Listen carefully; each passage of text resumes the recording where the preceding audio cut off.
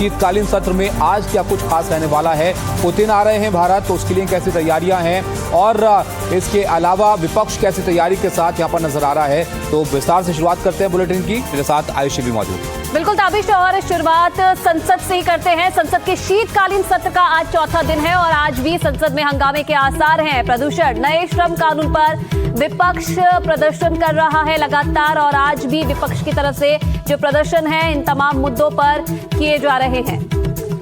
बिल्कुल, विपक्ष एक बार फिर से लामबंद है इन तमाम मुद्दों को लेकर, जिसमें प्रदूषण शामिल है, श्रम कानून शामिल है, जिसको लेकर एकजुट नजर विपक्ष यहां पर आ रहा है। हालांकि विपक्ष में भी कई सारी चीजों को लेकर दो राय है जो नजर आने लगी है, जैसे कि यूपी में अलग राह पकड़ती हुई कांग्रेस नजर आ रही है। अब देखिए इन मुद्दों पर कितना एक साथ ही नजर आते हैं। बहरहाल विपक्षी जो सांसद हैं वो संसद परिसर में प्रदर्शन करते हुए नजर आए हैं, हाथ में बैनर्स और पैम्फलेट लेकर।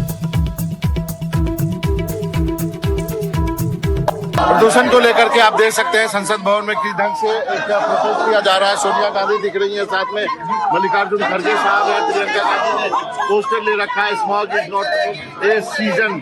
साथ ही बहुत सारे मौसम का मजा लीजिए। We can't breathe air pollution quality air quality action now, clean air is right not a luxury.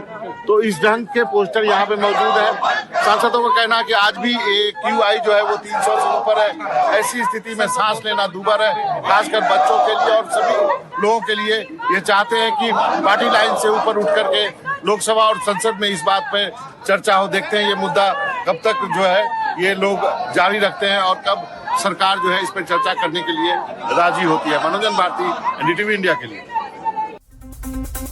एक ऐसा मुद्दा है जिसको संसद परिसर में विपक्षी सांसद उठाते हुए नजर आ रहे हैं, लेकिन संसद के अंदर किन बातों को लेकर चर्चा हो सकती है वो जरा आप देखिए। जिहाद वाले बयान पर भड़काऊ बोल में एसपी सांसद नदवी के बयान पर बवाल होता हुआ नजर आ रहा है। नदवी ने संसद में कहा कि जिहाद करना पड़ेगा। पत्रकारों के सवाल पूछने पर भी उन्होंने विवादित बयान यहाँ पर दिया है।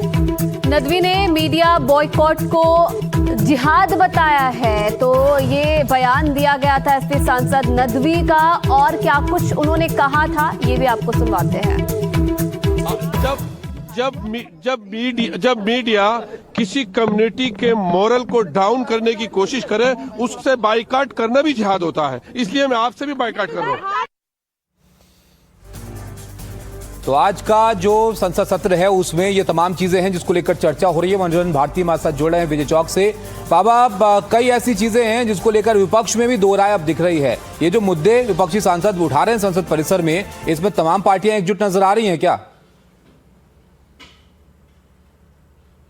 देखिए, आज विपक्ष में बहुत अच्छा नज़ारा था जब कांग्रेस और बाकी विपक्षी दल जब एयर पोल्यूशन को लेकर के, दिल्ली में जो हवा है उसको लेकर के जब वो प्रोटेस्ट कर रहे थे, उसी वक्त तृणमूल कांग्रेस के सांसद राज्यसभा और लोकसभा के वो थोड़े हटके अलग प्रोटेस्ट कर रहे थे। और उनका जो प्रोटेस्ट ये था कि मनरेगा का जो बकाया पैसा केंद्र सरकार से पश्चिम बंगाल को नहीं मिला है, उस पर उनका प्रोटेस्ट था। तो संसद भवन में बहुत अच्छी एक तस्वीर देखने को मिली कि जब विपक्ष में एक धरा पूरा एक नॉन TMC जो विपक्ष है वो एयर पोल्यूशन पे खड़ा था मकर द्वार के सामने, और जो TMC थी वो अपने मुद्दे पर जो है वो प्रोटेस्ट कर रही थी। तो ये आपको बराबर देखने को मिलता है।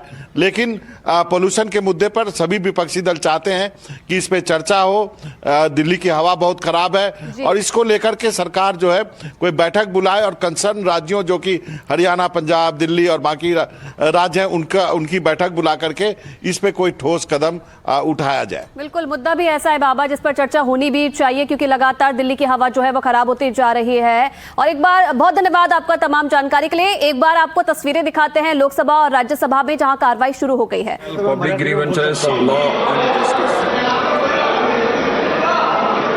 बोलो त्यांनी जो प्रश्न विचारला आहे त्याच्यामध्ये आतापर्यंत त्यांची अलग अलग योजनांवर कोकणी परियोजनावर त्यांना 757 करोड रुपये केंद्र सरकारकडून दिले गेले आहे आणि त्यांनी ते पूर्ण पैसे महाराष्ट्र सरकारने वापरलेले आहेत।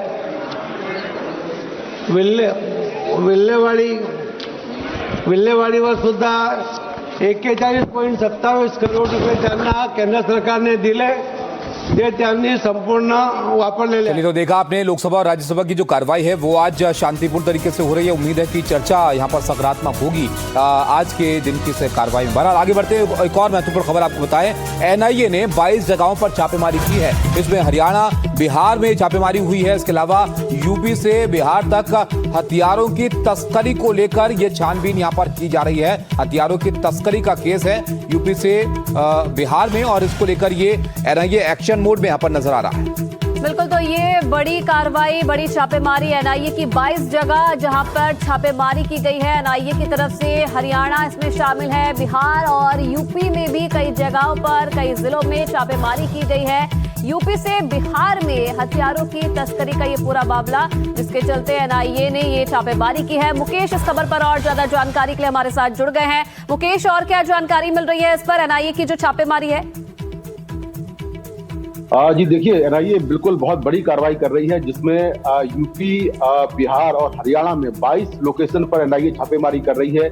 ये छापेमारी आज सुबह करीब 6 बजे शुरू हुई है और छापेमारी देर शाम तक चलेगी।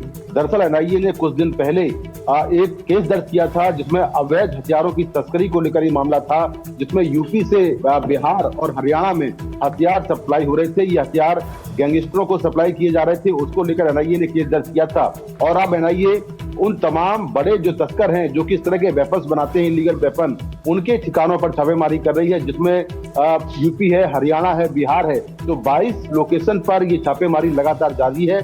छापेमारी में क्या कुछ मिला है, इसको लेकर अभी कोई जानकारी नहीं मिली है, लेकिन लगातार जो बड़े सप्लायर हैं आर्म्स के, उनके ठिकानों पर एनआईए की छापेमारी चल रही है। जी, बहुत शुक्रिया मुकेश आपका सब जानकारी के लिए। तो बड़े स्तर पर देखिए एनआईए एक्शन यहाँ पर ले रही है। 22 जगह ऐसी बताई जा रही हैं जहां पर ये छापेमारी चल रही है, और हथियारों के जो तस्कर हैं उनके ठिकानों को यहां पर अब तलाशा जा रहा है।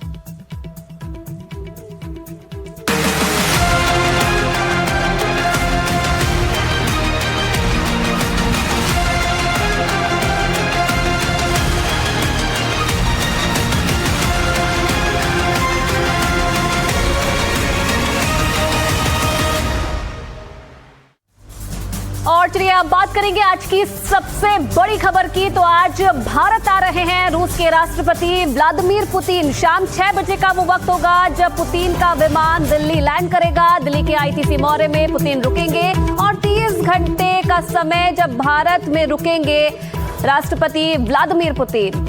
अब आपके ये काउंटडाउन एक तरह से शुरू हो गया इस बात का, जब पुतिन का ये भारत का दौरा यहाँ पर शुरू होगा। और ये दौरा कई मायनों में खास है, क्योंकि एक तो सामरिक दृष्टिकोण से इसको देखा जाए तो भारत और रशिया के जिस तरह के रिश्ते हैं उसमें पूरी दुनिया की निगाह यहाँ पर लगी रहती है, और यहाँ पर कई सारी डील्स भी यहाँ पर हो सकती हैं इस दौरे में। और ये तस्वीरें जरा आप देखिए, जब जब मुलाकात पीएम मोदी के साथ व्लादिमीर पुतिन की हुई है, एक अलग किस्म की केमिस्ट्री यहाँ पर नजर आई है। और इसकी वजह यह है कि भारत का रशिया के साथ बहुत पुराना एक बहुत अच्छा रिश्ता है जो अभी तक बरकरार है। और इस दौरे में भी ये उम्मीद की जा रही है कि इस रिश्ते को और मजबूती यहाँ पर मिलेगी। रशिया हमारा एक पुराना सहयोगी रहा है डिफेंस के क्षेत्र में, और अब ऑयल के क्षेत्र में भी हम एक अच्छा खासा इंपोर्ट रशिया से करते हैं। और ऐसे में इस दौरे से भी उम्मीद है कि बड़ी डील यहाँ पर हो सकती हैं, जिन पर चर्चा यहाँ पर होगी जब दोनों राष्ट्रीय अध्यक्ष यहाँ पर मुलाकात करेंगे।